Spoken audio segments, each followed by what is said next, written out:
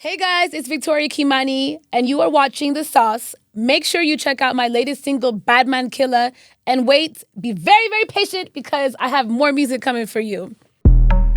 Oh, start with nothing, and then you end with something. They laugh when I had nothing. I slept with an empty. So Victoria, Yes. I first met you, I believe in 2020, peak COVID. Wow. Yes, that was our first interview and I was so excited. Wow. After being a fan for years. And I remember you had a new album at the time, Africa, produced by a Grammy-nominated producer First. And the new single, Bad Man Killa, is produced by First. Yes. So tell us about the new single and how it pretty much just came about. So Bad Man Killa is a record that I actually recorded a couple years ago. Well, the first verse was done a couple years ago, and then the second verse was done like a few weeks before it came out.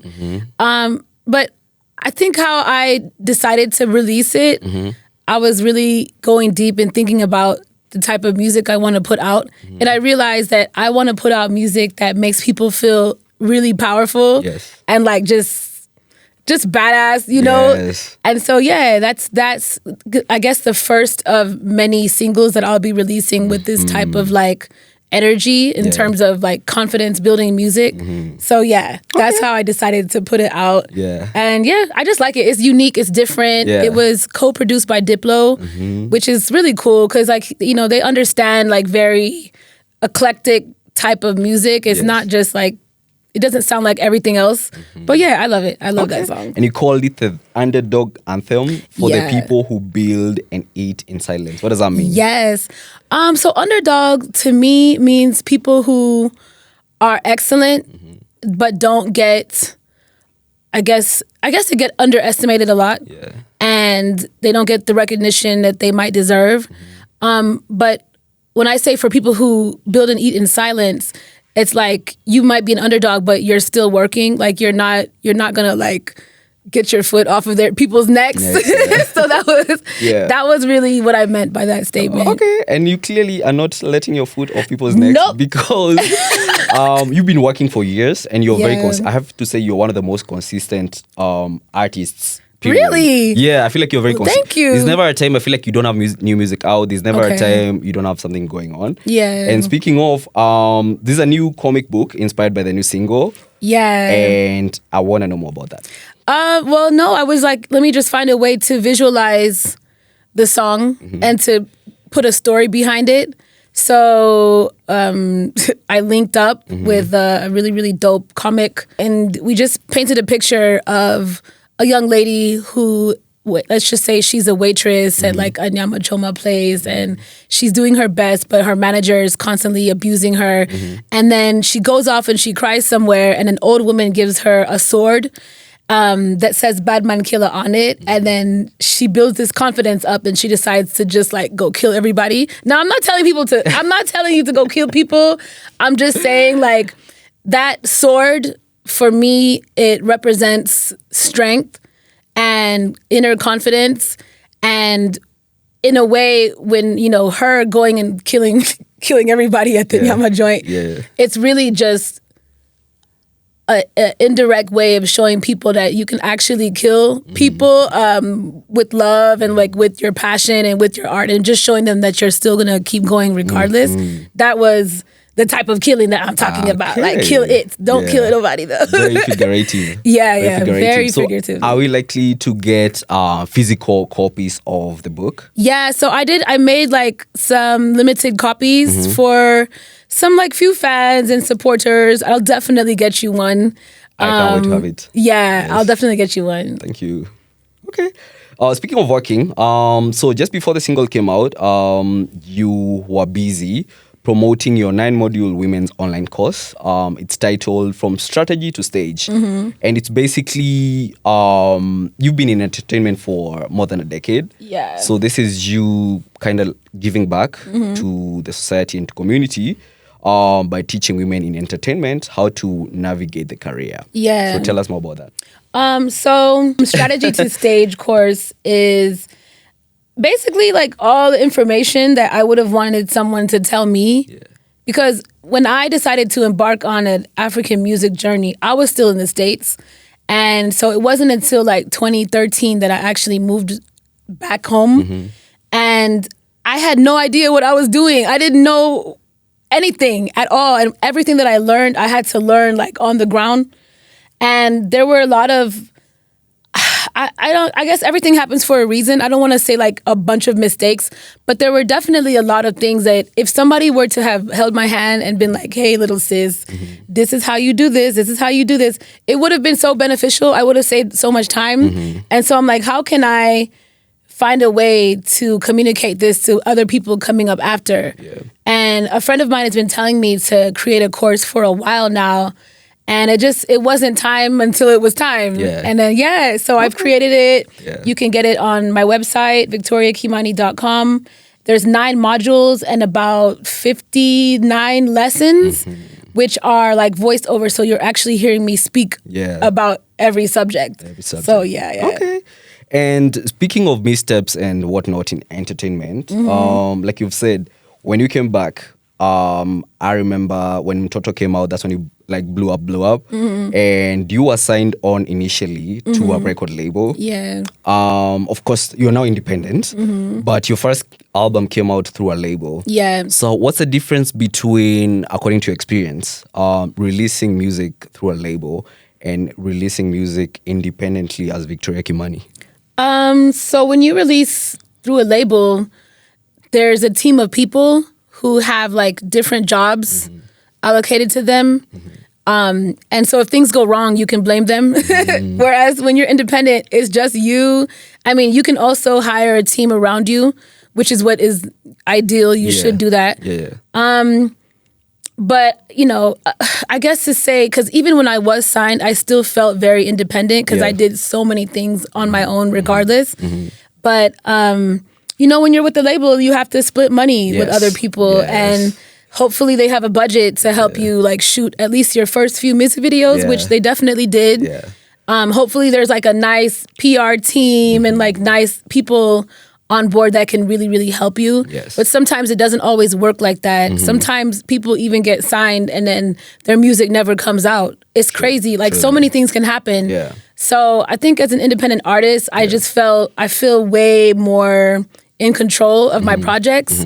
But then also there's a lot more pressure too, because it's like if things go wrong, I can only blame myself. There's nobody to point the finger. So you're not doing your job. It's me at the end of the day. So okay, great. And your other albums, Afropolitan, Africa, Spirit Animal, and Mood for Life, now have all come out independently. So how easy or how hard has it been producing 4 bodies of work independently? It's emotional. I'm surprised you even said I'm consistent because I feel like I take a lot of breaks. I feel like you're very consistent. Cause thank you. Even other artists, you're very consistent because you have an album out quite every so often. You have new music out every so often. 2 years. So I really like that about you. Thank you. But how has it been producing 4 full bodies of work independently? It's really not easy. It takes a lot of push, especially I think the hardest part for me is getting collaborations because then you have to deal with other artists and like deal with like ego and like you never know which way it can go. It can go really good and the synergy is perfect or it can go really bad and you can wait for 6 months for one collaboration. Funny enough, I haven't told anyone this, but Bad Man Killa was supposed to have a collaboration from a big Jamaican artist. And we were waiting. I waited for almost 8 months for that. It never came through. And I'm like, I'm going to just put it out anyway. But it's just crazy. There's a lot of things that that go into it. At the end of the day, I'm the person who's in charge. I'm the person in control. So if there's any delays, it's on me. But at the same time, there is a lot of freedom because there's no one to tell me, you know, do this, don't do this. I do have advisors. Like I do have people who I'll send music to and they'll help me and give me like, you know, their input and things like that. But for the most part, it's on me. The last album, Mood for Life, I engineered myself. So literally in my bedroom studio, like I just sat there, recorded all my vocals, did all my arrangements. So I'm really proud of that one because I never thought that I would be recording myself. It's something I ran away from for so long. And towards the end of COVID, I'm like, I don't have a choice now because it's either I pay someone to record me or I just learn how to do this myself. So I learned, and yeah. And it came No, out. yeah. And it came out. And that was really good. Yes. But you've also collaborated with the biggest of names in music, from MI to RCD, Diamond Platnumz, Omi Dimples. Who, at this point in your career, would you die to make music with? Ooh, I feel like you've really had the biggest of names. not really. Not really. Maybe in Africa, I think I've worked with like a lot of people, but I really want to work with people like my dream artist is Lauryn Hill. It's Kanye. It's Sade. Like just people who are legendary, who I grew up just looking up to. Yeah. Like that would be fire, especially Lauryn Hill. Like that would be such a crazy. Yeah. I could hear how it would sound in my head, and that would be fire. Yeah. We could get the Meets Education too, featuring You know? a collaborative album. You know? Oh my God. Let's talk about your Glamour cover. That Yes. was amazing. You're Thank the first you. East African artist to cover Glamour. That's a big deal. Yeah. That's a big deal. And I know, again, at this point in your career, you've covered so many magazines. I've seen them over the years. So how did the cover come to be? So they reached out and they're like, yeah, come tell your story, basically. And I'm like, yes, perfect opportunity. Yeah. But the beautiful thing about it was I was able to basically creative direct and use the team that I wanted to use in Africa. Like I didn't have to go to Bulgaria or to Europe or wherever they are to like actually work with their team. So I was able to literally, from the designer I worked with to the photographers, all the editors, it was the people that I wanted to work with. And we shot that cover in South Africa. And we did 10 looks. Wow. So there's one main cover, there's an alternative cover, and then there's a total of 10 looks, which is so fire. Because I like telling stories through images and through fashion. So yeah. And fashion is a big part of your career, like we've seen over the years. Yes. The looks are amazing. Thank you. In the magazine. How do you, or rather, what's your relationship with style in your career so far? What inspires your style? I always say like the music part came from my dad and the fashion came from my mom. My mom is really stylish. Like back in the day, this woman, she won't even go check the mail outside without earrings. And like she's big on accessories, and she's always been like that. And like when I was a little girl, she would dress me up in all kind of things, fur coats, rings on every finger, like literally every finger. I lost all of them, by the way, as a kid, right? Yeah. But she just really was big on accessorizing me, sunglasses, hair extension, all kind of. I think I was like her little doll. So just like growing up, I just had this passion for fashion. But I also think Africans in general are very stylish people. Like especially when it comes to like our weddings and some of our culture, like we really go big on fashion. So I think it's just in the blood, I guess. Yeah, and I have to give you your flowers. I feel like you are the blueprint. I know right now we're in the era of I don't want to call them Instagram baddies, but I do feel like when you came out with the colorful hair and the outfits you'd wear, I see that a lot now. But that was really like a thing back then. And I do feel like in a way you set the blueprint for a lot of artists and people right now. Do you think that you get enough flowers for setting the blueprint? Like I've said, no, not really. I feel like you really came. It's crazy. I remember my first interview on Churchill. I think it was like 2014. I had a red wig. I remember that one. I had some yellow boots and some tight black pants and a leather jacket. And I remember after that interview, oh my God, there was at least 5,000 to 10,000 tweets. When I tell you they were bashing me. They called me every kind of, because I don't think they were used to like that pop culture. Because here I'm just this girl who grew up in America. I'm coming back to Kenya to give you my music. And now people are like, what is it? What is this? Yeah. They're not used to like that type of extravagance. And for a while, like it kind of made me feel bad because I'm like, damn, I'm not relating. People can't relate to me. But, you know, they even used to tease me for the makeup because I was constantly beating my face, constantly. And then eventually I became the brand ambassador for Maybelline for East Africa. So I guess the things that people look at you and tease you about are actually, that's probably your moneymaker. Like that's the thing that makes you different. And then they ended up all copying it. So right, that part. They ended up all copying it. Yeah, like and the social media helps too. Yeah, like people are looking up to. I think at that time Instagram wasn't that popping. So I think like what's happening now is people are looking at other fashion girlies on the internet. Of course, me too, but I think now it's okay. It's acceptable now because we're seeing it regularly. Yeah. And that's the thing about, like, I feel being the originator, you might sometimes get bashed and then they end up copying it. Yeah. Because even musically speaking, your sound was very different. Yeah. Toto was very different. Your collab with MI was very different. So how did you kind of, was it, I know naturally you're very different. But musically speaking, how did you were you intentionally setting yourself apart from the rest of the pack, or? Not really intentionally. I was trying to fit in, actually. So that was me trying to fit in, which is funny because I grew up, like I said, in the States, and my songwriting background is R&B pop. And so when the conversation came up of me trying to now make African pop music, that was my take on it.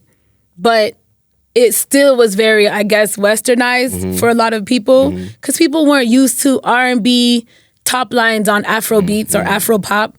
But I just kept at it. I continued to do it. And now it's so crazy because like most of the global crossover, I guess, Afro records are very R&B heavy on the top line. So I'm like, I think the good thing about like being a creative and a songwriter is that you're going to be early with the trends. I think, I don't know, it might be a blessing, it might be a curse, it might be a double-edged sword.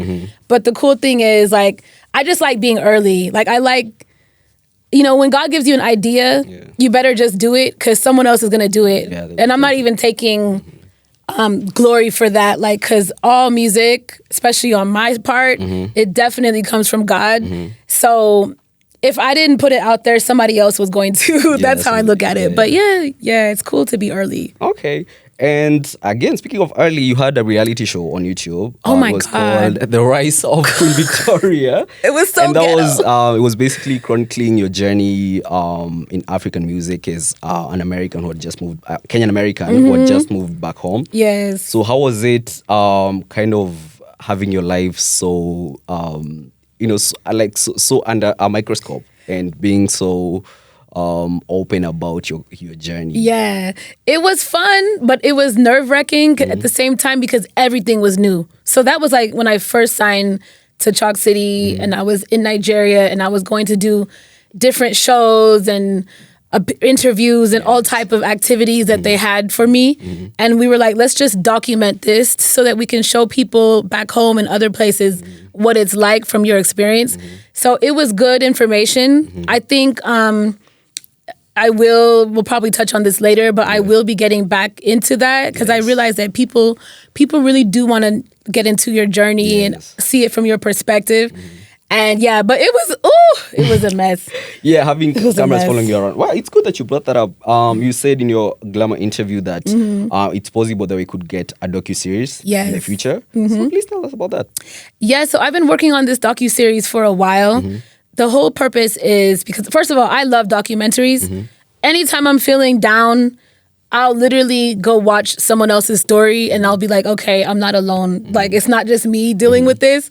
And so that's what made me say, let me also tell my story so that somebody else hopefully can get encouraged by it. Because I have a lot of stories in my career that I've never told. A lot of songs that have been like completely stolen from me. I've experienced so many different things that I just, because I don't really talk, you rarely see me pick up my phone and be like, hey guys, blah, blah, blah. I just don't. I love interviews sometimes, depending on who's interviewing. I like this interview. Thank you. But yeah, like I just don't, so I think the docu-series is a good way to take people from the past and then bring them into present day. So that's what I want to do. Okay, great. Having rapper brothers, Bamboo and Kimia, how has that influenced your music career? It's good because for one thing, if you're whack, they'll tell you. They'll be like, no, sis, don't do this. Yeah. And like, I think there's also like big shoes to fill, especially with Bamboo from K-South because like like that's legendary to me when it comes to Kenyan hip hop culture. But yeah, like ultimately, shout out to my dad because the music bug definitely came from him. Trapped off on all three of you. Yeah. And what does your dad think about? Because I know your parents are pastors. Generally, what do they think about your music? Do they listen to music? Do you give them stuff before it comes out? Nope, not at all. They hear it when everybody else hears it. No, ultimately, I'm sure like they would prefer that I do gospel. On Mood for Life album, I did put a gospel song. It's called His Name. And I did create a gospel EP, which I don't know how or when I'm going to release it, but I did it also not just because I love Jesus, but also because I wanted to make my dad happy and my mom happy. And so when I sent it to them, they were so overjoyed. Yeah. Ultimately, I'm sure they would love for me to just do that full time. And I don't have a problem with that, but I see myself being the type of artist that can talk about everything. Like, today I had a great day. Like, let me talk about my great day. Or, I really like this guy. Let me talk about that too. Or, God has been so good to me. Let me talk about that. Like, I don't want to be in like a box where I can only talk about this thing. And I also don't want people to assume that I'm not saved because every song isn't a gospel song. So, I don't know. I'm still working on that. Maybe, you know. Maybe in the future you could get a gospel album. Something. Yeah, no, absolutely. I mean, the music is already recorded. Yeah. So I just need to figure out how to release it. I can't wait to see that come out. I'll be so happy to see that come out. Yeah. You're very networked. I feel like you're a very networked person. Some of the people you've worked with, like we've said, Grammy nominated producer, producing a whole album for you. Yeah. Producing the new single. You've worked with RCD on your hit single, China Love. Yeah. How do you go about making connections and networks in the industry? Well, first of all, you have to show up, which I talk about in my course. Showing up, like meaning like when there's events, when there's invitation to go to studio, like just show up. Even if you think you're not prepared or if you're scared, like show up scared. And you never know how God is planning on hooking you up with somebody or introducing you to someone. Also, be open on social media, because with First, he just sent me a DM on Instagram, and he's like, are you in LA? Well, let's work on some music. Just come through. And just also being open. So I went there, and then we just had dope musical chemistry. And with Our City, I met them in the studio when I used to be a songwriter, like when I used to write for other people. And just being, I think that when you're inside of a community, it's very easy to meet people because you're already there and they're there too. And it's just like, it's inevitable that you're going to meet. But for people who don't have that type of access, and I speak about this a lot in my course, show up for other people's events and like show up and support other people because there you'll also meet other people too. So it's just like that good balance of like, don't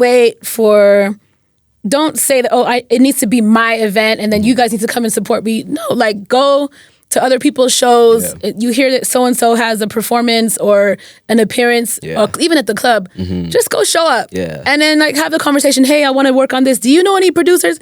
And then that's just how the networking happens. Love it. Well, speaking of performances, you've had one of the biggest milestones I would say in your career has been you performed in a stadium of over 200,000 people, and that was in DRC with your frequent collaborator, Ferregola. Yes. Please tell us your experience performing for such a huge crowd. That was crazy. You know what's funny though? I'm more nervous to perform for like 10 to 20 people than crowds like that. Crowd like that, yeah. Oh my God. Oh my God. And I'm speaking from experience. Like when it's a few people and I can see everyone in the room, I get so nervous because I'm like, they can see me and I can see them. Yeah. It's too intimate. But I wasn't that nervous about the crowd until I actually got on the stage. And it was so much energy. I there's some footage on my Instagram reels. Earlier, yes. There's a moment where I was actually kind of like pushed back, like physically, I was like, whoa, this is crazy. And I was walking onto the stage, I remember, and I was just like, I don't know if I felt like air, like there was something that pushed me back, I swear to you. I was like, oh, shoot. Oh my God, this is crazy. Because I don't think I've had that many people look at me at the same time, like in real life, not on the internet. And so it was crazy. But it was also beautiful seeing the Congolese music industry like be that supported for one Congolese guy. Like there was no foreign artist that was headlining. It was just Ferregola. Wow. And it also made me think like, wow, which one of us in Kenya would replicate that? Can pull even 100,000 people in a stadium, and we're not politicians. Like how do you get that much influence musically? And so it was very nice for me to see their music industry like thriving like that. And it also kind of was bittersweet because when you come back home, the energy is absolutely not exact the same. It's not the same. Yeah. But yeah, and I how was your appreciate it. experience going on your Kenyan tour? Because I remember a few years ago you embarked on a tour. Yeah. And you went to different Kenyan towns and Kenyan cities. Like a whole tour bus and everything. Yeah. So how was that for you? It was fun. Kisii was really lit. Kisii was lit. I didn't understand because I'm like, how do you guys even know me? Kisii was lit. Mombasa was very intimate but very cute. Eldoret was weird. I mean, the energy was weird, bro. I'm not gonna lie. It was a packed club, but I felt weird. And then Nairobi, I would say after the Nairobi experience, I felt a little bit of like PTSD. Like I don't think I ever want to throw my own tour again because I didn't get the type of reception that I expected, and I didn't have like a insane budget to really market it. Yeah. But the beautiful thing was I got to meet like my core fan base, even if it's just 100 people. I was able to actually know like these guys are gonna support no matter what. When I post something, they actually are paying attention. And it was nice. I brought Yemi Alade down. Yes, you did. It was really cute. And then around that time, I had released like a little fashion jacket line. So we had like a fashion show. Bubble jackets. Yeah. It was cute, but it definitely wasn't what I expected. But that was my first time trying to put a show together, especially in different cities. Yeah. So woo. PTSD. Well, looking into the future, would you ever start a record label? What are some of the ventures that you would venture into as Victoria Kimani? You've started fashion lines and you even had a hairline. Yeah. So what are some of the things that you maybe would kind of invest in? Real estate. Things like with the real money now. Yeah. It would be nice to have a record label, but because of our ecosystem, our musical ecosystem being at the state that it is, I don't know how profitable it would be. But if I was in a position to do that, I would love to creatively because we have so much dope talent in Kenya that just needs a platform. Yeah. And I would love to be the person to spearhead that, but is it a business venture that I'm going into knowing that, hey, we're going to make money on this? I don't know. I really don't know. So in terms of my investments, I would probably get into like more tangible things and things that I know will bring money back. Because ultimately, I can also take that money and put it back into music. Absolutely. So yeah. Okay. So please tell us what you have coming up for the rest of 2024 and even after. We've spoken about the docuseries. Like I've said, you're a very consistent artist. Thank you. I would want to see a new body of work. Okay. I can't wait for the docuseries. And what else do you have coming up? Okay, so I will be, I'll say, even more consistent than you might think. Okay.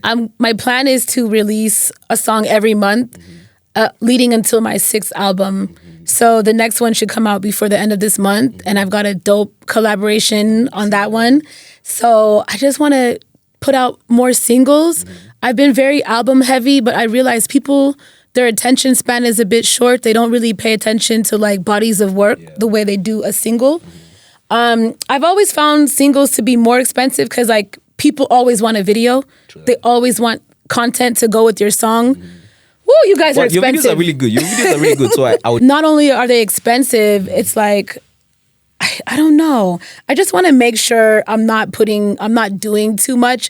I do like bodies of work because then you guys get to decide which one you like that much that I need to shoot a video for. So like with my Shine with Joshua Baraka. I was about to bring that up. That was really good. I loved it. Thank you. But after my team like heard the whole project, then they were like, okay, shoot a video for this one. I just don't want to be wasteful and like shoot for every single song when it's like, that's not even your hit. And also, are we even in a music video era? Like, Nicki Minaj dropped an album. She didn't have one Yeah, with video. no music Beyonce, video. True that. past 2 albums, no video. So how else? What are the other ways we can make engaging content? But yeah, I mean, honestly, if I had like a nice budget, every song would get a video and it would be fire. A visual yeah. album kind of thing. Yeah, Okay. that would be dope. Thank you so much for coming. Thank you. I can't wait to see all that good stuff you have coming up. Thank you. And I wish you all the best. Thank you. Thanks for having me.